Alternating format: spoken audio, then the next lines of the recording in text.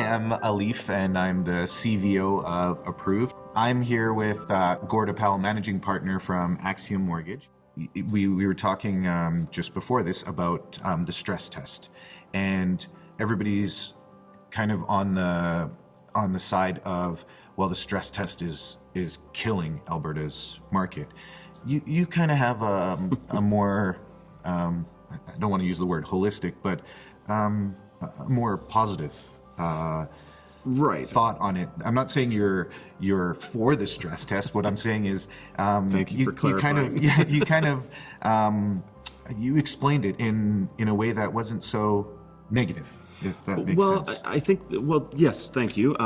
But there's a couple of reasons for that. One is, when you can't control something, you have to just accept it. And if you accept it as negative, then it will be a weight on your business. If you accept it as what it is, then you can actually move your way through it.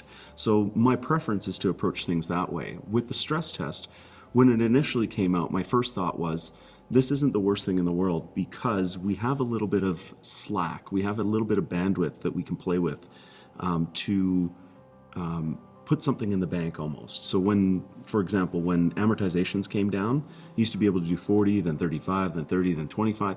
It didn't really change the way people's buying habits were. It didn't change what they were able to buy in a macro way. There were some individuals that were impacted significantly by it, but the macro market wasn't. And it was because there was enough slack, we could put that in the bank, so that when there's a need to increase amortizations again to create opportunity in the market, now we have it again. Mm-hmm. And I think it's the same thing with the stress test. By and large, Canadians, Albertans weren't buying at the maximum available. So they weren't maxing out their ratios.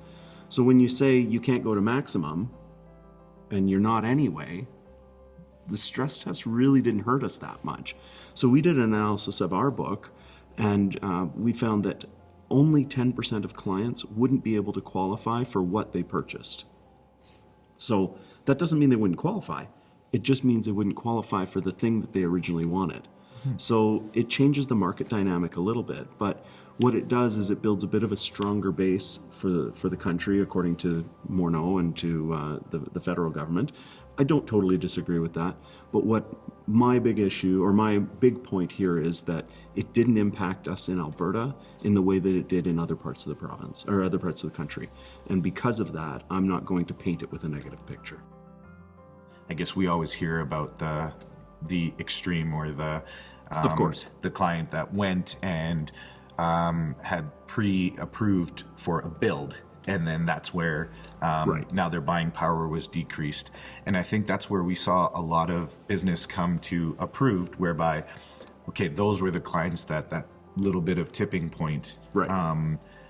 They were on the fence, and the stress test did tip them over. But you're right, it could have.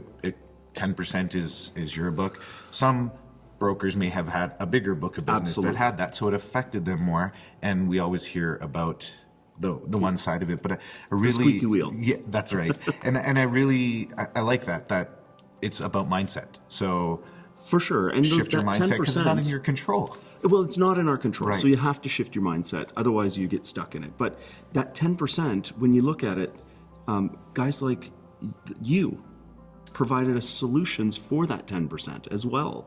Right? So that's just looking at their exact situation, the way it was presented. Now we have an option with you where we can reposition that debt in a favorable way for that client to still accomplish their long-term goal.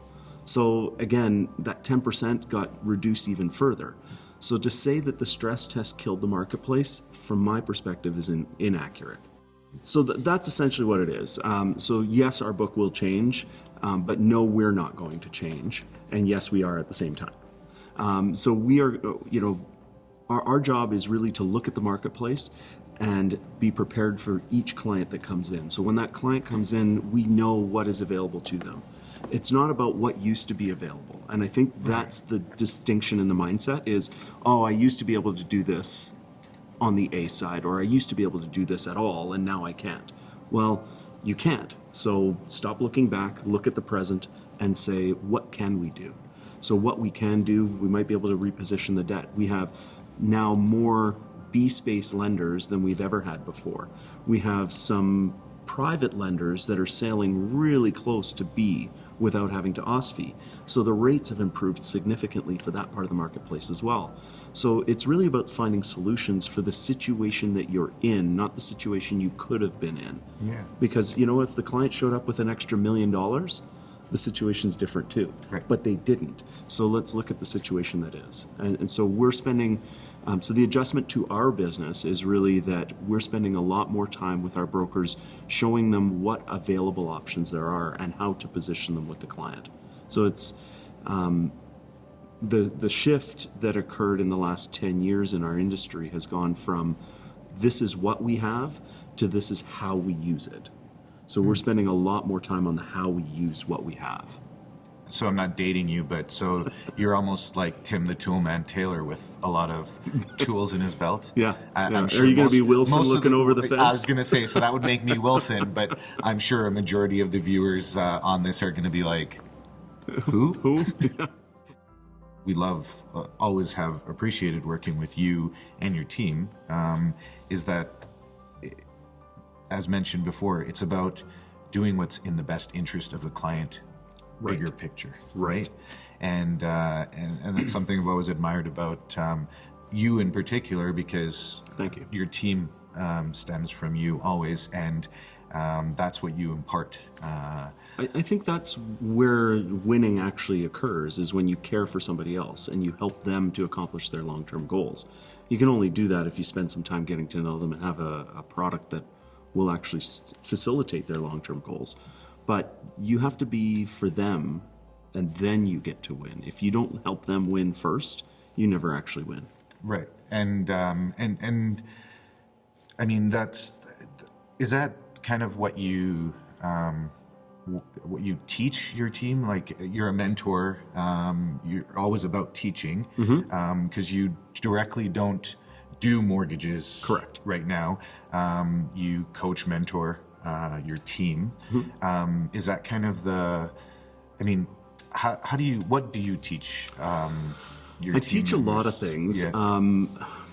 but the way that I do it actually is I have a weekly meeting, and it's, I usually come loaded with a couple of topics, but we don't always talk about what I wanted to talk about.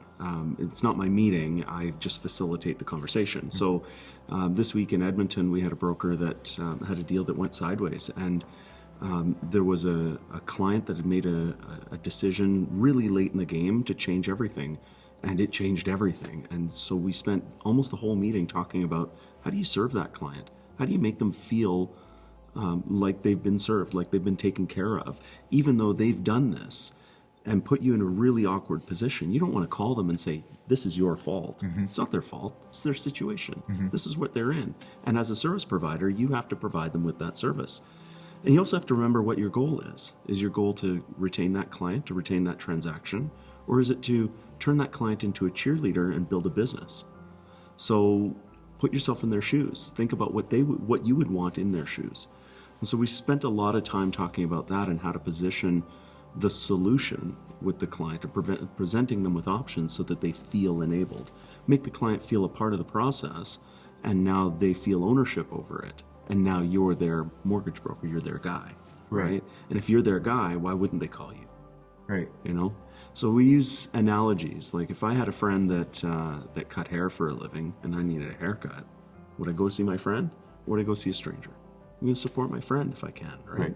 So it's the same thing in everything. And if you get down to the human element, then you win. So we spend a lot of time talking about that, and it's conversational. It's not educational. So I don't stand at the front of the room and put up some slides and say, this is how 7 tricks to customer service, right? 8 tricks to get people to love you. Or, right, yeah. We've all read those books or been told to read those books. But you're right, real life application is probably the best thing. And it's better to learn from a mentor who's been through it than to try it with someone's livelihood. Because when you're talking about a mortgage or auto financing, it's game time. Like, it's not it's not an opportunity. Yeah, and the largest purchase most people are going to make in their lifetime. we've had people that have approached and said, hey, we'll take your new business development individual and teach them sales. And I said, Don't need that. we don't do sales. And they're, yes, yeah, everybody. No, we educate, empower, and advise the individual. Yeah. And if it makes sense, they go with us. Yeah. If it doesn't, no harm, no foul. Well, you do have a service fee, right? I'm like, not if you don't do a transaction with us. And it just, it doesn't make sense to business people. And I'm like, unfortunately, that's not our MO. Yeah. We want to take care of the individual. Your loans are all fully open? Yeah. Okay. What's the penalty? That's what an open loan is. There's no penalty. Right. This you charge a 5.99 interest rate? Like that's better than, and I'm like, correct. What's the catch? I'm like, there's no catch. Like we're providing a But the service. whole world is really full of catches.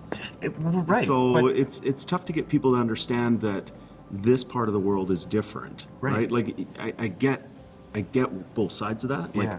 there's no catch. I'm just doing it because it's the right thing to do, and I'm making enough money. I don't need to make a fortune Right. off every single client. Right. It's the But long the game. flip right? side is very few people are like that.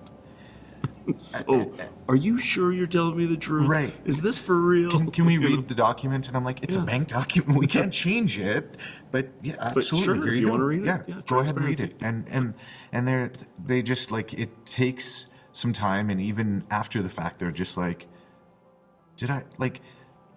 I signed something that is from a dealership. There's got to be something in here. And I'm like, no, there's like, it's really hard to wrap your head around, and it's Yeah. unfortunate.